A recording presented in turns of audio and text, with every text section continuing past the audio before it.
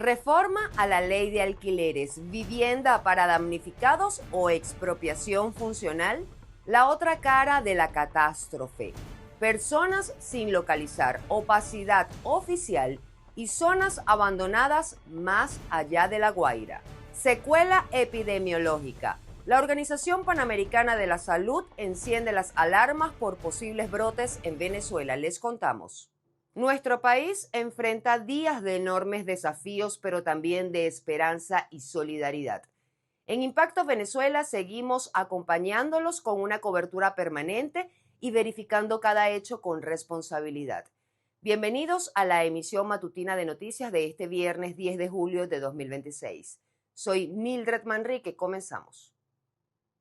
Con miles de damnificados buscando techo, la reforma a la ley de alquileres genera alarma. Los propietarios temen que la emergencia termine abriendo la puerta a una mayor intervención sobre la propiedad privada. Juan Gutiérrez Gamba nos amplía esta información.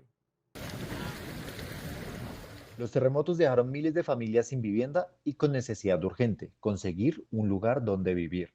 Irónicamente, en ciudades como Caracas existen numerosos apartamentos y casas desocupadas que nunca entraron al mercado de alquiler por la desconfianza de sus propietarios. Ahora el gobierno anunció una reforma a la legislación sobre arrendamiento con la promesa de responder a la emergencia habitacional. Pero la pregunta es si esa reforma devolverá la confianza al mercado o abrirá nuevas incertidumbres. Según lo anunciado por la presidenta encargada Delcy Rodríguez, la reforma busca incentivar el alquiler de viviendas y ofrecer alternativas para quienes perdieron sus hogares. Sin embargo, todavía no se conoce el contenido del proyecto.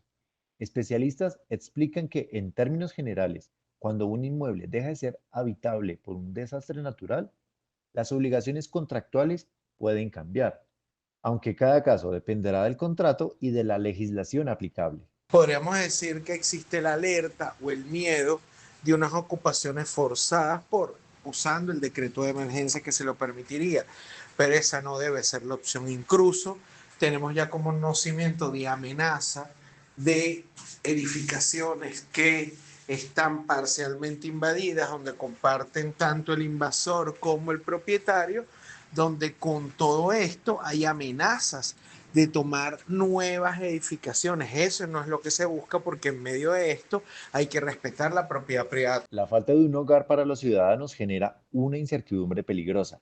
Inquilinos que no pueden pagar un sitio nuevo y dueños temerosos de perder su único activo. El mercado está bloqueado por la desconfianza.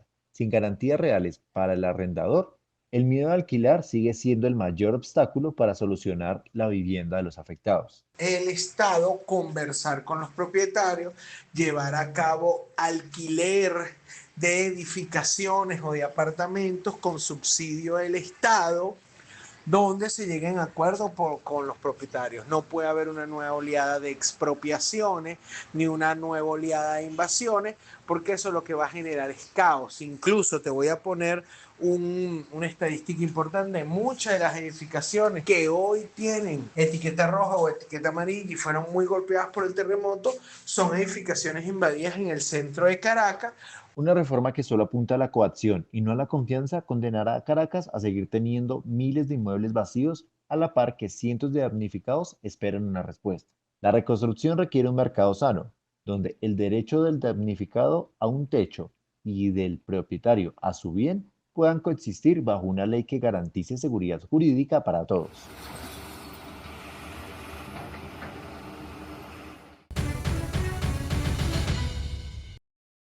Su voz es lo más importante para nosotros, por eso vamos a interactuar con la pregunta del día de Impacto Venezuela.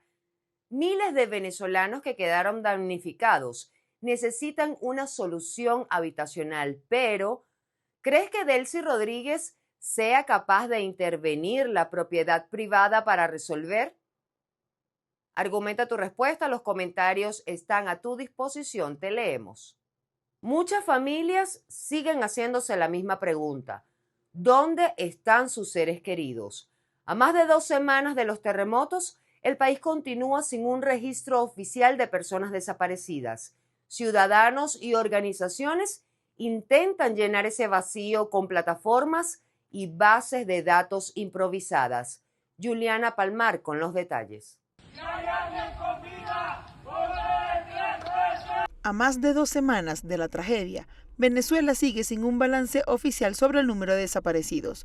La ausencia de cifras verificables y la falta de información pública ha profundizado la incertidumbre de miles de familias y alimentando la desconfianza sobre el manejo de la emergencia.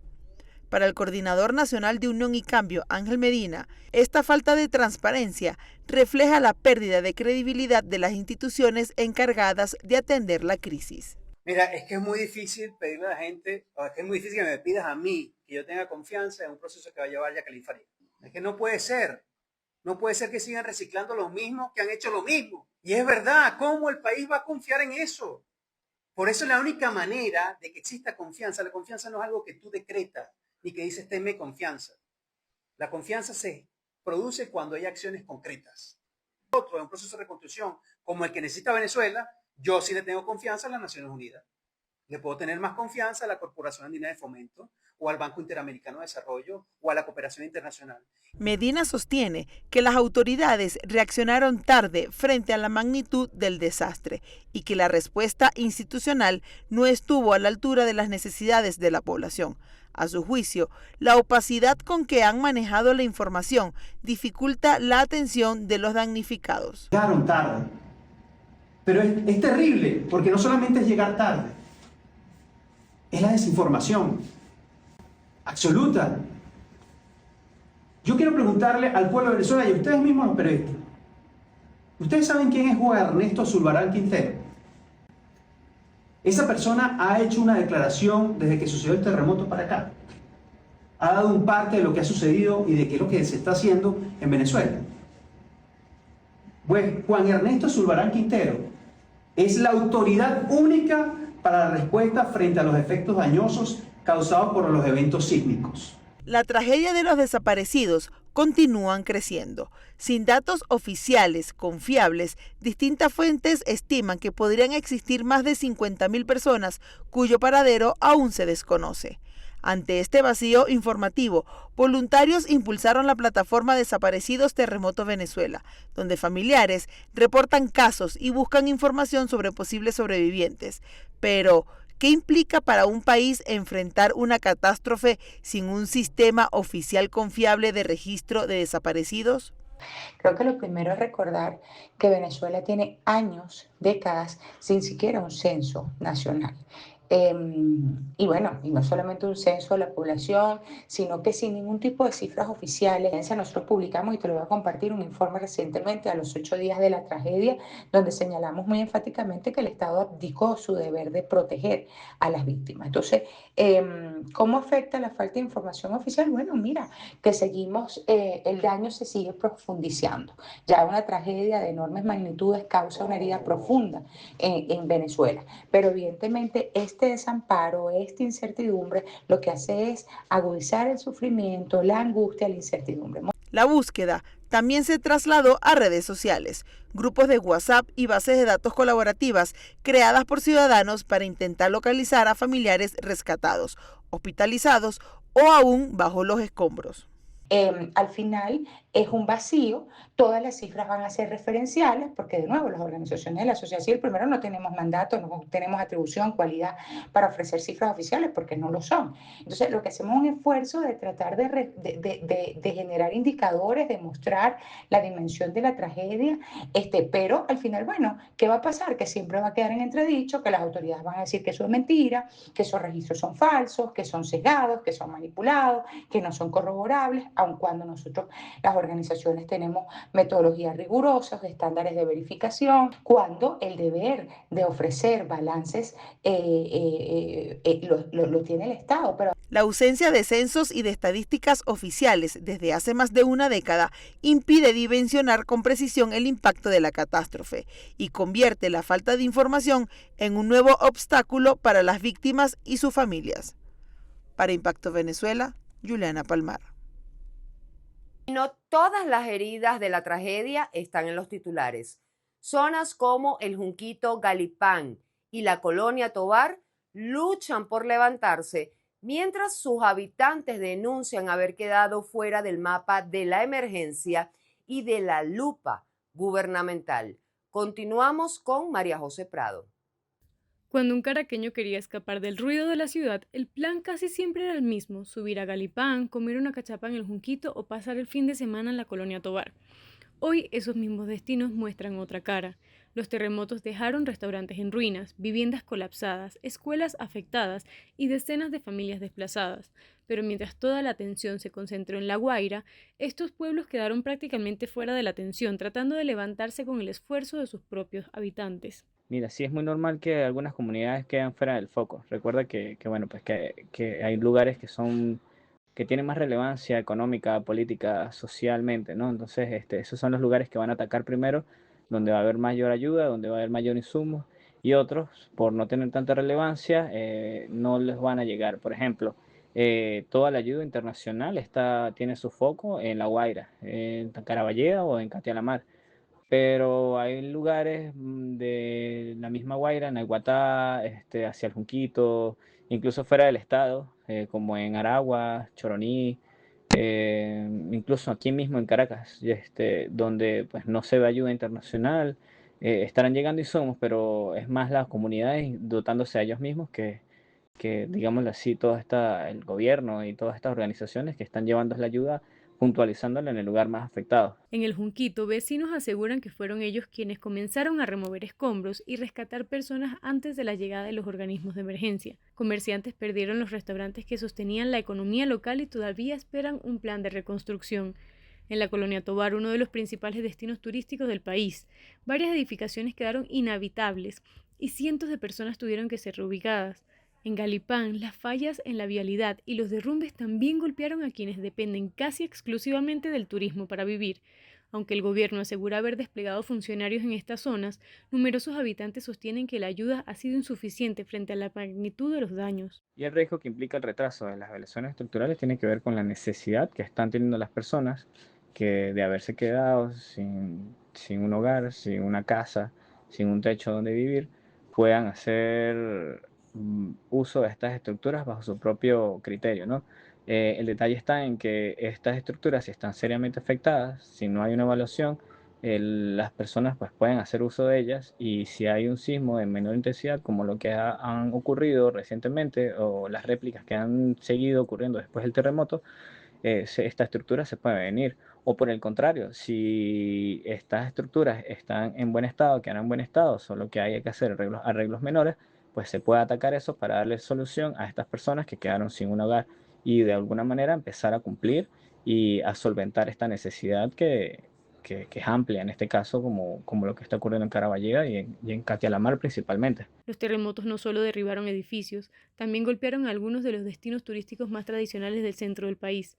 Lugares que durante años ofrecieron un respiro a los caraqueños ahora necesitan que alguien vuelva la mirada hacia ellos, porque la reconstrucción no termina cuando dejan de sonar las alarmas, apenas comienza cuando las cámaras se van y la vida cotidiana tiene que volver a levantarse. Pero el debate en Venezuela también va más allá de las viviendas y los desaparecidos. ¿Quién y bajo qué condiciones dirigirá la reconstrucción del país? Quique Frías nos cuenta. Cuando parecía que Venezuela se encaminaba a una recuperación tras una crisis multiforme de más de 10 años, el doble terremoto del 24 de junio parece cambiar los planes de transición sociopolítica profunda en el país. Un grupo de expertos que participaron en el foro Claves para la Transición advierten que la emergencia se puede agravar si, por priorizar la reconstrucción del país, el régimen chavista decide salirse del camino hacia unas elecciones. Este terremoto nos ocurrió en medio de una emergencia humanitaria compleja que lleva más de 10 años pasando y en medio de una crisis política que se profundizó aún más con el 28 de julio y que, bueno, a propósito del 3 de enero pareciera que íbamos hacia un camino electoral que hasta ahora pues se queda un poco en el aire. La atención a la catástrofe, especialmente en el destruido estado de La Guaira, advierten, no implica descartar los esfuerzos por comicios electorales, sino que ambas rutas pueden y deben avanzar al mismo tiempo. No se trata de una desconexión o que intentemos continuar con la vida luego de toda esta tragedia, se trata de responder preguntas que surgen a propósito de la tragedia. ¿Quién va a gestionar esta crisis y cómo podemos lograr que esa crisis sea lo mejor gestionada posible? Y por eso es que las elecciones en este momento son una condición base para la reconstrucción. No podemos hablar de una reconstrucción de Venezuela sin hablar de democracia. Una brutal advertencia. El mismo régimen que ha gerenciado y multiplicado la crisis económica, política y social no podrá ser capaz de levantarlo de los escombros por su método y sistema opaco, corrupto y excluyente. Si bien ya no es Nicolás Maduro el presidente, la encargada Delcy Rodríguez, que pareciera tener otro tono, siempre fue parte de la misma foto de poder. ¿Qué riesgos debemos corregir? Y aquí no es solo hablar de riesgos, bueno, del terremoto, de las fallas de infraestructura, sino también corregir riesgos institucionales que ya existían. Transparencia se ha dedicado a denunciar años de opacidad, de corrupción, de debilidad de los servicios públicos, de falta de controles y de desigualdad territorial. Y sobre todo de la exclusión de la ciudadanía en decisiones públicas. Pero ese doblete sísmico reveló la vulnerabilidad estructural de un país con instituciones debilitadas, una población empobrecida y un gobierno, más que un Estado, un gobierno que enfrenta grandes dificultades para administrar una crisis de gran escala. La transición que se plantea no se limita a fijar una fecha de elecciones, también requiere un acuerdo político verificable, nueva autoridad electoral, actualización del registro, auditorías y garantías para que la voluntad ciudadana sea reconocida y respetada. La reinstitucionalización sería el contrapeso para que la reconstrucción no dependa únicamente de las decisiones discrecionales del régimen chavista. El momento de importancia de ese trabajo conjunto es ir creando las condiciones para la reinstitucionalización del país. Crear las condiciones para la reinstitucionalización pasa por la designación de un nuevo Consejo Nacional Electoral. Con ayuda de transparencia, cuando hemos hablado del tema de la designación del nuevo CNE, nos hemos afianzado en que el estatuto electoral especial, transitorio, sea el que defina cómo se designa el Consejo Nacional Electoral. La tragedia obliga a tomar decisiones urgentes, pero no sustituye el debate de fondo. Una Venezuela sin elecciones y legitimidad corre el riesgo de experimentar una reconstrucción mal administrada desde las ruinas. Reportó para ustedes Quique Frías. Impacto Venezuela. ¿Sientes que te pierdes entre tantas noticias? En Impacto Venezuela resumimos algunas solo en 60 segundos. Quédate con nosotros. OPS enciende las alarmas por posibles brotes en Venezuela. La Organización Panamericana de la Salud descartó por ahora la existencia de un brote de cólera tras los terremotos, aunque advirtió que las condiciones actuales del país mantienen elevadas las probabilidades de aparición y propagación de otras enfermedades infecciosas. El organismo expresó preocupación por el riesgo de brotes de sarampión, enfermedades diarreicas, infecciones respiratorias, dengue y otras patologías asociadas al hacinamiento, la interrupción de servicios básicos y la baja cobertura de vacunación. La OPS insistió en la necesidad de reforzar la vigilancia epidemiológica, garantizar el acceso al agua potable y acelerar las campañas de inmunización para evitar una crisis sanitaria adicional en medio de la emergencia humanitaria. Según el último balance oficial, la cifra de fallecidos en los terremotos se ubica en 3.899, mientras que la de los heridos se mantuvo en 16.740. Venezuela aislada, 5 aeropuertos evitan el colapso. La Asociación Venezolana de Agencias de Viajes y Turismo aseguró que pese a las afectaciones sufridas en el Aeropuerto Internacional de Maiquetía por el doblete sísmico, la conectividad aérea internacional de Venezuela continúa garantizada a través de 5 terminales regionales. El sector destacó que aeropuertos como Valencia, Maracaibo, Barcelona por la Mar y Barquisimeto han asumido el papel clave para mantener las operaciones hacia destinos como Panamá, Bogotá, Punta Cana, Medellín y Miami, evitando un mayor aislamiento del país en medio de la emergencia. Sin embargo, representantes del sector advirtieron sobre la necesidad de reforzar la capacidad operativa y logística de estas terminales ante el incremento del flujo de pasajeros y la prolongada recuperación de Maiquetía. Amigos, muchísimas gracias por acompañarnos. Los invitamos a mantenerse atentos a todas nuestras plataformas digitales. Soy Mildred Manrique, nos vemos el lunes.